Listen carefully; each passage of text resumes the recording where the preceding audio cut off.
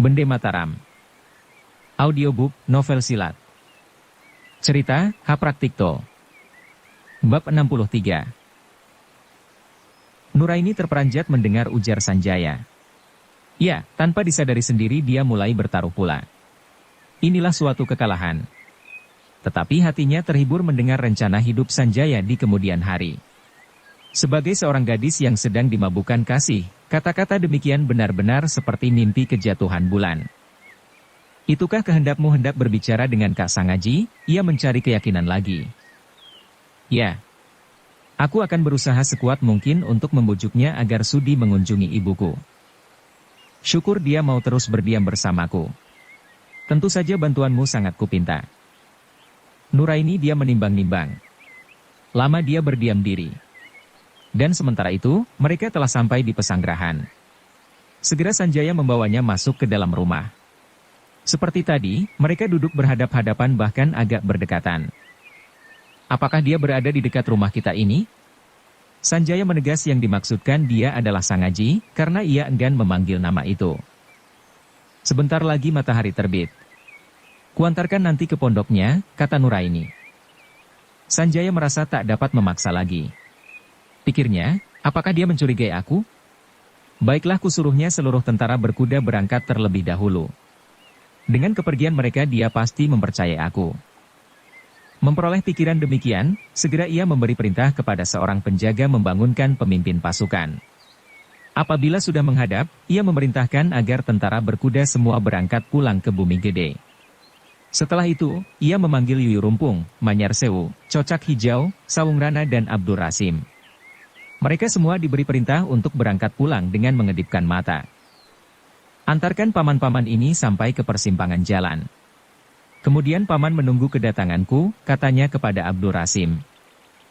Kelima pendekar itu segera berangkat bersama seluruh pasukan berkuda. Itulah sebabnya, tatkala Sangaji dan Titisari meninggalkan pondok, mereka tak melihat lagi tentara berkuda Sanjaya yang mendiami rumah ayahnya. Dalam hal tata kecerdikan dan kelicinan, bagaimana dapat Nuraini melawan Sanjaya? Maka gadis itu benar-benar percaya bahwa maksud Sanjaya adalah benar-benar membersit dari ketulusan hatinya. Apabila tidak, mengapa memerintahkan semua tentara berkuda dan pengawalnya meninggalkan dusun? Sama sekali ia tak menduga arti kedipan mata itu yang banyak mengandung arti dalam. Bagi seorang pendekar, cukuplah sudah untuk menduga-duga. Sebaliknya bagi seorang gadis seperti Nuraini yang belum banyak makan garam, bagaimana bisa mengetahui maksud hati Sanjaya? Maka setelah membersihkan badan, dengan senang ia mengantarkan Sanjaya menjenguk pondok Sangaji yang berada di luar batas dusun. Ia tak mengetahui bahwa pada waktu itu para pendekar mengikutinya dari jauh. Waktu itu matahari telah agak tinggi di udara. Angin pegunungan mulai terasa meraba tubuh. Suasana di pedusunan riang gembira. Penduduknya keluar halaman, berjuang memenuhi kebutuhannya masing-masing. Nuraini terus saja memasuki pondok dengan memanggil nama Titisari. Betapa kagetnya, ia menjumpai pondok itu kosong melompong. Nampaknya, baru saja ditinggalkan. Seperti diketahui, Sangaji dan Titisari berangkat meninggalkan pondok hampir berbareng dengan terbitnya matahari. Mereka menjauhi jalan dusun. Dengan demikian perjalanan mereka tak kepergok Sanjaya dan Nuraini. Menyaksikan peristiwa itu, hati Sanjaya mendongkol bukan main. Ingin ia memaki-maki gadis itu, apa sebab semalam tiada menunjukkan tempat beradanya buruannya dengan segera. Syukur, dia bisa menahan hati. Bukankah dia berkata kepada gadis itu untuk menemui Sangaji dengan maksud baik? Maka yang diperlihatkan kepada Nuraini adalah rasa kecewanya.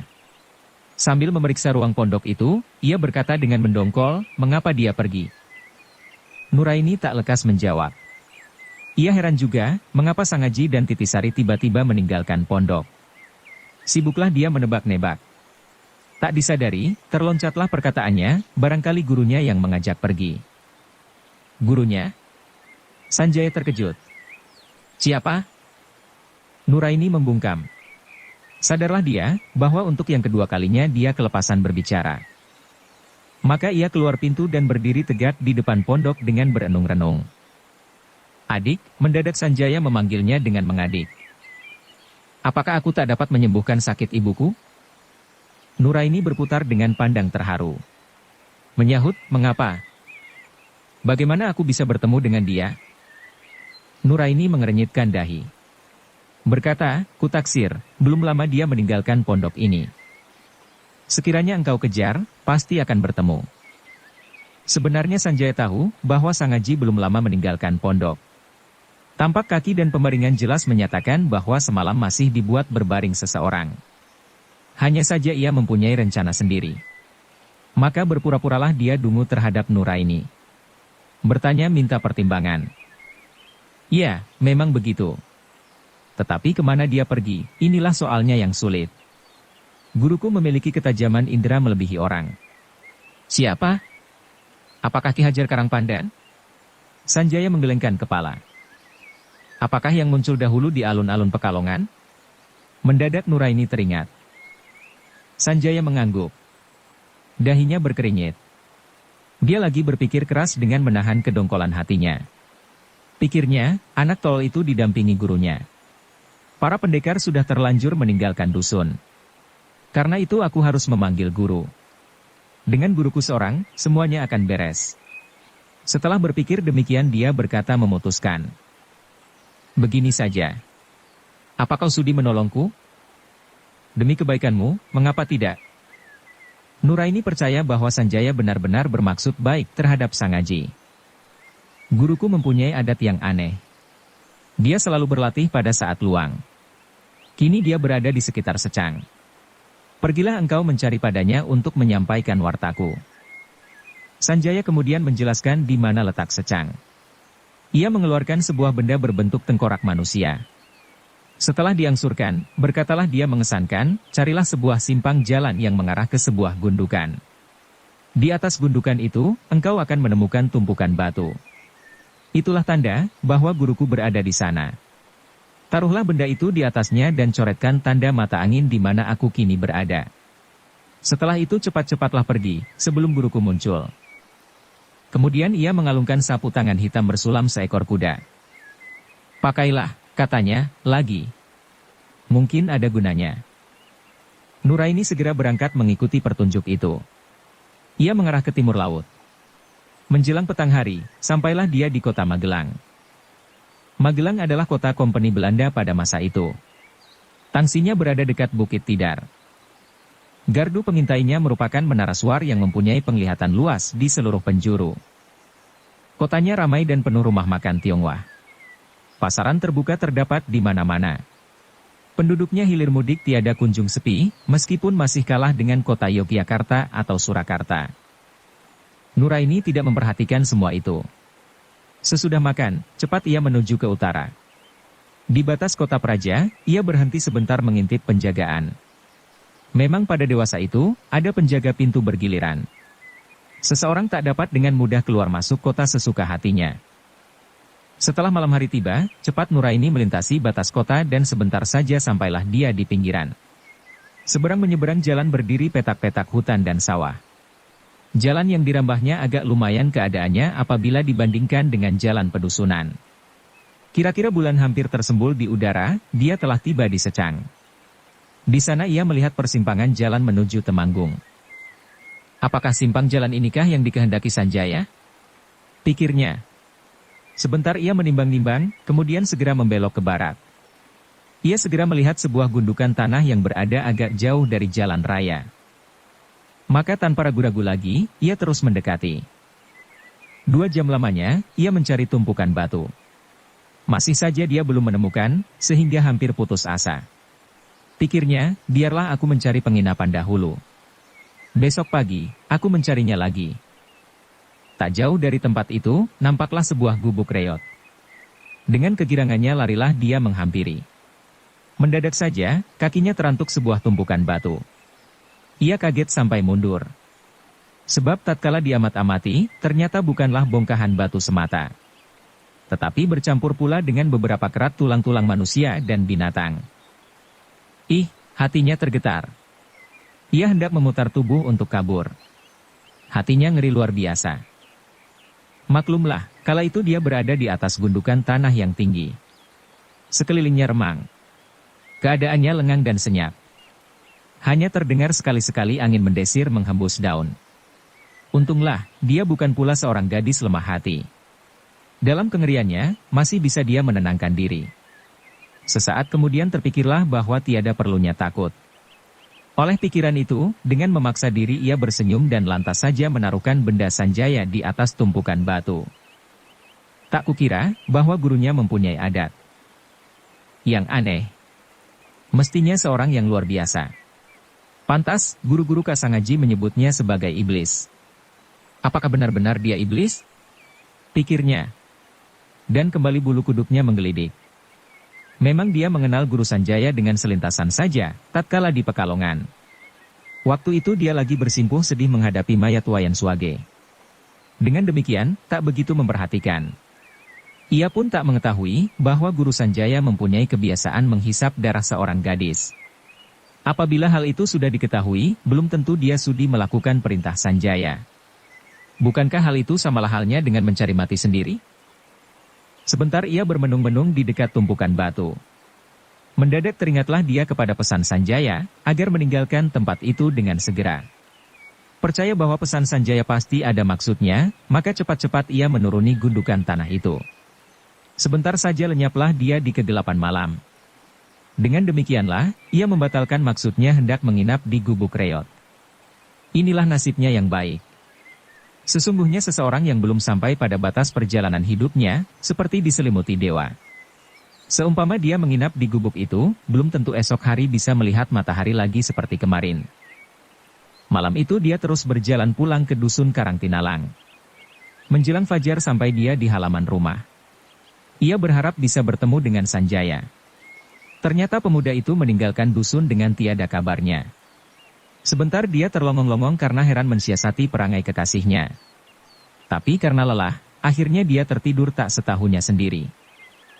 Kira-kira matahari menjenguk udara setengah penggalah tingginya, ia terbangun dengan geragapan. Teringat akan kekasihnya, ia segera membersihkan badan. Kemudian berusaha mencarinya, ia yakin bahwa kekasihnya masih berada di sekitar dusun itu. Apabila tidak, mengapa memanggil gurunya? Demikianlah, menjelang tengah hari sampailah dia di sebelah barat daya dusun Karangtinalang. Jejak kekasihnya benar-benar lenyap tak keruan. Duduklah dia di pinggir jalan di bawah sebatang pohon. Mendadak ia mendengar sesuatu. Cepat ia menajamkan pendengaran. Tak usah lama ia menunggu. Udara sekonyong-konyong berubah menjadi hitam pekat, ia menengadah. Dan nampaklah ratusan ribu tabuan terbang berdengungan menutupi cahaya surya yang hendak mendekati bumi. Tengah dia sibuk menebak-nebak, pundaknya diraba oleh suatu tangan yang empuk berdaging. Ia kaget bukan kepalang. Tanpa menoleh ia melesat ke depan, kemudian sambil melindungi dadanya, ia memutar tubuh. Di luar dugaannya, orang yang meraba pundaknya sudah berada pula di belakangnya dan kembali meraba pundak. Keruan saja, ia kaget sekali dan cepat melesat ke depan. Tetapi kembali pula pundaknya teraba dari belakang. 6 kali berturut-turut dia dipermainkan demikian. Mau tak mau keringat dingin mulai berbicara. Kau siapa? Akhirnya dia menegur dengan jantung berdegupan. Sadarlah dia, bahwa orang yang meraba pundaknya itu pastilah bukan orang sembarangan. Benar-benar manis. Siapakah kamu Nona? Terdengar suatu suara. Cepat Nuraini memutar tubuh dan di depannya berdirilah seorang laki-laki setengah umur yang mengenakan pakaian putih bersih dan hiasan dada yang mentereng. Dialah sang Dewa Resi yang baru saja meninggalkan serambi rumah batu di desa Gebang sehabis dipermainkan Gagak Seta dan Titisari. Nuraini belum pernah mengenal sang Dewa Resi. Ia hanya menduga bahwa orang itu bukan manusia baik dan pasti seorang pendekar sakti. Maka ia memutar tubuh dan lari secepat-cepatnya. Tetapi sambil tertawa bening, sang Dewa Resi dapat menyusulnya kemana saja berlari. Bahkan tiba-tiba saja, sang Dewa Resi sudah berada di depannya menghadang dengan tangan terbuka. Nuraini merasa tak berdaya. Hampir saja dia terhenyak masuk ke dalam pelukannya. Untung dia gesit.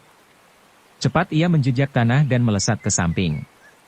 Tapi untuk kedua kalinya orang itu sudah berada pula di depannya. Setelah 4-5 kali mengalami kejadian yang sama, Nuraini jadi nekat. Tiba-tiba saja ia menghunus belati dan kemudian menyerang 3 kali berturut-turut. Tentu saja sang Dewa Resi dapat menghindari dengan mudah. Begini galak kau manis, kata sang Dewa Resi sambil tertawa. Ia mengelak ke samping. Tangannya mengibas perlahan, tahu-tahu ia sudah berhasil memeluk pinggang Nuraini yang langsing padat. Nuraini berontak sekuat-kuatnya, tetapi sia-sia belaka. Bahkan pelukan itu kian menjadi kencang sampai pinggangnya terasa nyeri. Belatinya pun akhirnya terampas pula. Merasa tercengkeram bahaya, ia berontak sekali lagi. Ternyata, ia malah kena peluk kian rapat. Tubuhnya terpilin-pilin pula, dan tiba-tiba saja urat nadinya tertekan seperti cara Titisari menguasai dirinya. Maka ia rebah terkulai tak dapat berkutik. Perlahan-lahan sang Dewa Resi tertawa, berkata, "Manis, siapakah namamu? Jika kau berjanji mau mengikuti aku kemana aku pergi, kamu akan segera kumerdekakan." Setelah berkata demikian, sang Dewa Resi memeluknya sambil meraba-raba lengan dan lehernya. Sekaligus menggeridilah bulu roma Nuraini. Tahulah dia, bahwa orang itu adalah bangsa buaya darat yang berbahaya. Hatinya menjerit dan mendongkol sampai akhirnya hampir menyita napasnya. Maklumlah, dia tak kuasa berbuat sesuatu untuk mempertahankan diri, karena tubuhnya lemas kehilangan gerak. Lantas saja dia pingsan tak sadarkan diri. Waktu menyenakkan mata, ia heran bukan kepalang. Ternyata ia berbaring di atas rerumputan. Di belakangnya berdiri 6 orang berpakaian putih memegang golok. Sang Dewa Resi berdiri tegak di depannya menghadapi seorang laki-laki yang berwajah luar biasa. Orang itu mengurai rambut. Kepalanya gede, bibirnya tebal, kulitnya hitam mengkilat. Untuk girangnya teringatlah dia. Pikirnya dalam hati, bukankah dia yang dahulu di alun-alun Pekalongan? Mestinya dialah Guru Sanjaya. Nampaknya dia begini tegang. Ia melihat Pringgasakti lagi menghadapi sang Dewa Resi dan anak buah siap untuk berkelahi. Masing-masing mempersiagakan senjata, hanya Pringgasakti seorang yang tetap bersenjatakan kedua belah tangan belaka. "Saudara, kamu keliru," kata sang Dewa Resi. Pringgasakti tertawa mendongak. "Biarpun aku sudah tua bangka, dua mataku ini belum pernah mengkhianati aku," katanya. Apa buktinya?" "Maksud baik terhadap Sang Aji." Kembali lagi Pringgasakti tertawa. Sambil mengerling kepada kain bersulam yang melilit leher Nuraini, dia berkata, "Di dunia ini di manakah terdapat kain leher yang mengemban pekerjaan tanganku sendiri?" Sang Dewa Resi menoleh ke arah Nuraini yang sudah menyenangkan mata. Ternyata gadis itu benar-benar mengenakan kain bersulam melilit leher, ia seperti tersadar akan kesembronoannya. Kemudian berkata memutuskan, "Baiklah. Kamu menghendaki gadis ini? Itu gampang. Aku pernah mendengar kabar dan tahu belaka, bahkan pada saat-saat tertentu kau membutuhkan darah seorang gadis untuk menambah tenaga. Bagaimana kalau kita saling tukar-menukar?" Apa kau bilang?" bentak Pringgasakti. "Kau berbicara seolah-olah dia milikmu. Bagaimana kamu berani berlagak demikian terhadapku?" Hati Nuraini tergoncang mendengar percakapan mereka.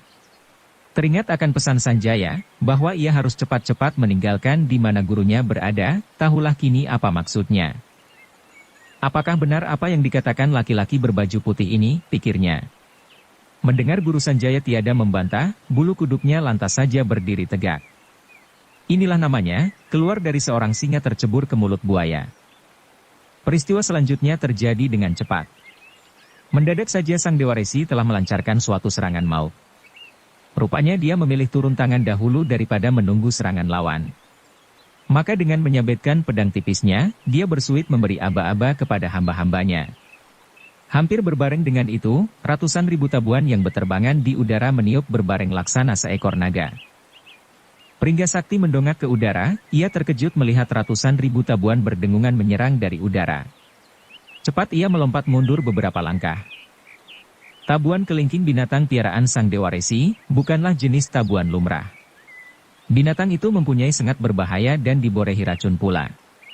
Barang siapa kena sengatannya akan tewas dalam beberapa detik. Kembali hati Nuraini jadi berdegupan.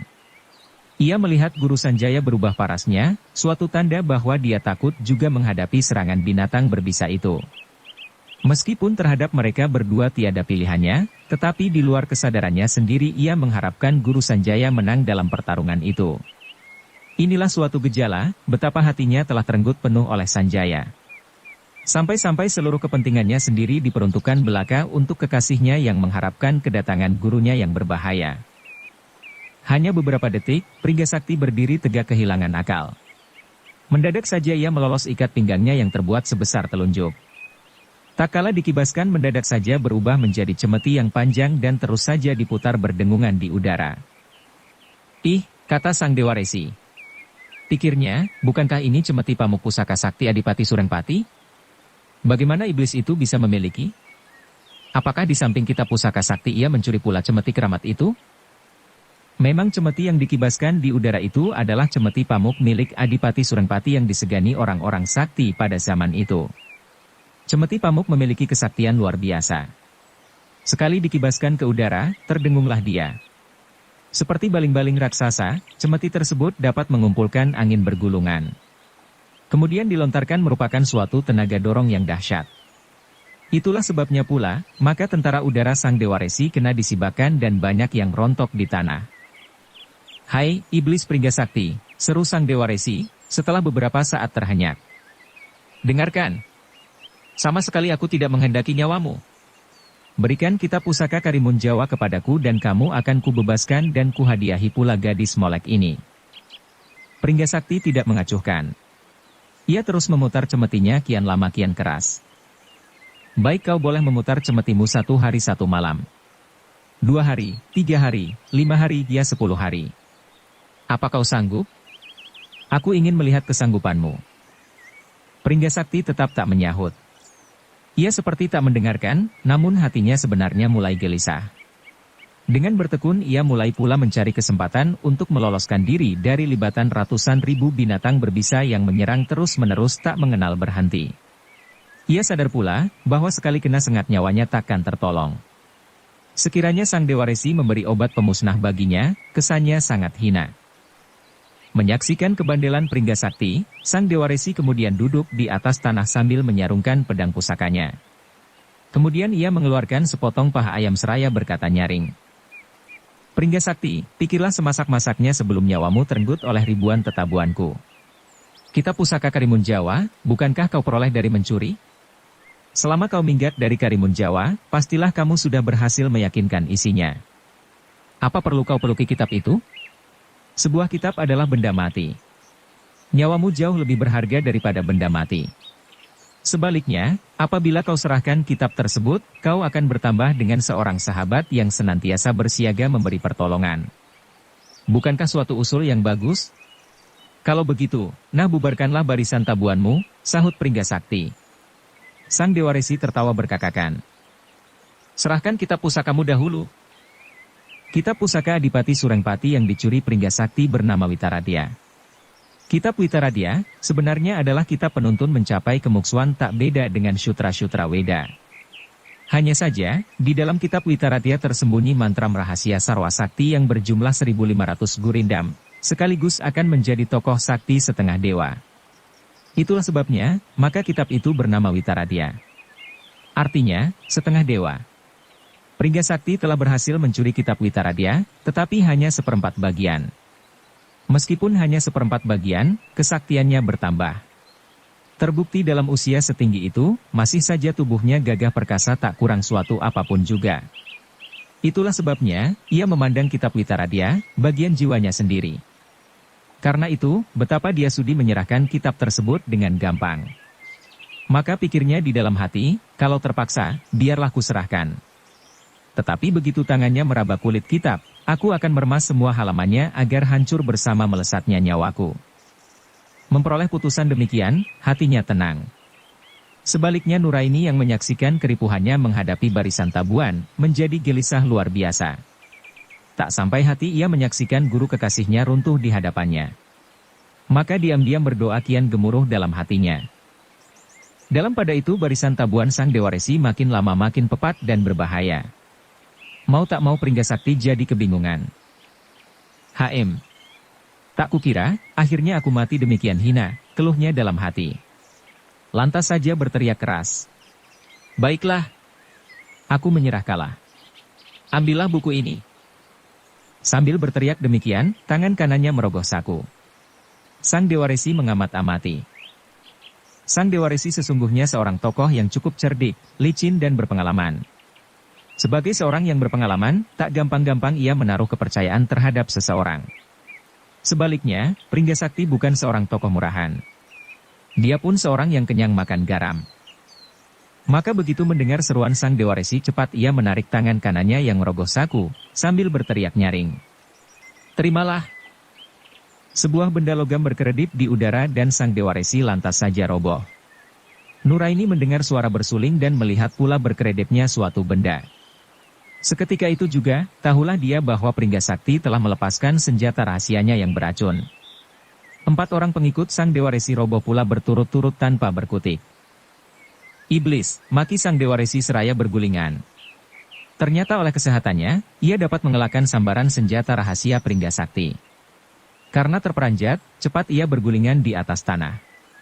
Begitu merasa terbebas, hatinya menjadi kecut. Tertatih-tatih ia bangkit berdiri. Hatinya meledak menyanyikan dendam. Dampratnya lagi, "Kau sudah kuberi kesempatan, tapi telingamu pekak. Bagus. Hari ini, akan kubuat kau setengah hidup setengah mati."